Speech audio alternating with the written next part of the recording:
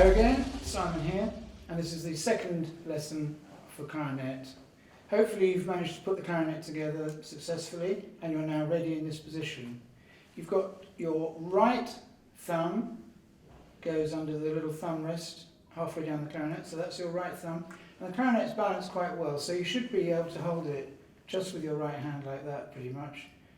And then your left hand is going to come up to the upper part of the clarinet like that. So the first thing to do is to make a sound. So you curve your bottom lip over your bottom teeth to make a cushion, like a little cushion that the reed is going to rest upon, like that. And all you need to do is to just bring your teeth down onto the top of the mouthpiece. You don't need to bite, there doesn't need to be any pressure from your jaw. You just need to rest on the top of the mouthpiece, bottom lip curved over the bottom teeth, and then just close your lips around to make an airtight seal. And then just start blowing gently through the clarinet. And as you tighten the lip, you'll be able to get a sound.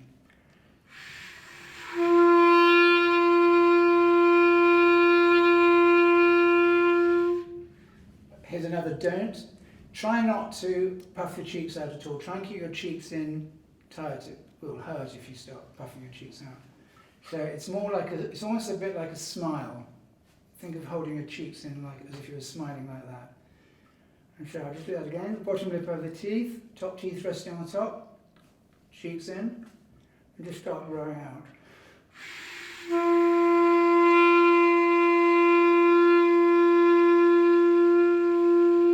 If you don't get the sound, it might be that you haven't put the mouthpiece far enough into your mouth. So if you're just like that, you might not get it. Or if it's too far, you'll get a not very nice sound because it'll squeak. So you just need to find the right place where you can get that sound.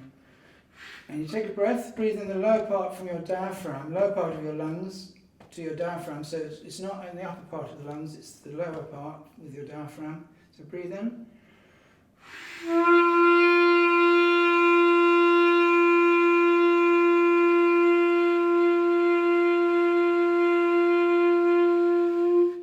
At this stage, that's really all you need to do, is just get a sustained sound, a sound that lasts, and it can last a whole exhalation, a whole breathing out.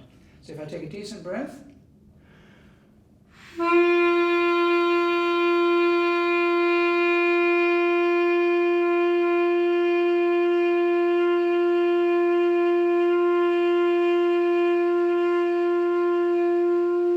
and hold quite a long note. So don't try and do it too long. If you've run out of breath, that's fine. Just see how long you can do it on one exhalation of air from your lungs. Okay, so the next technique I'm going to teach you is about starting the note with a nice, neat start, and we call that tonguing the note.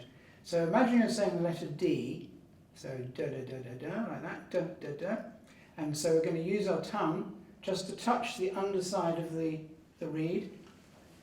So we'll get this effect. Again, I'm only going to use one exhalation of breath, one long breath out, but I'm going to make lots of short notes using my tongue.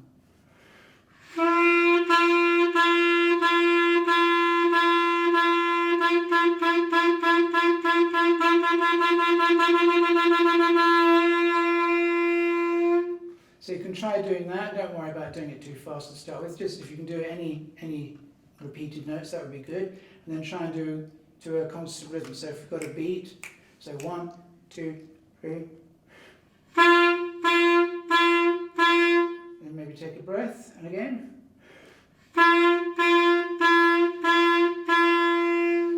So I'm not pressing any keys at this stage. All I'm doing is holding the clarinet with my thumb my right thumb under the thumb rest, and I'm just doing that. And you can keep your left hand here. And the note we're actually playing is a G. So this is a G.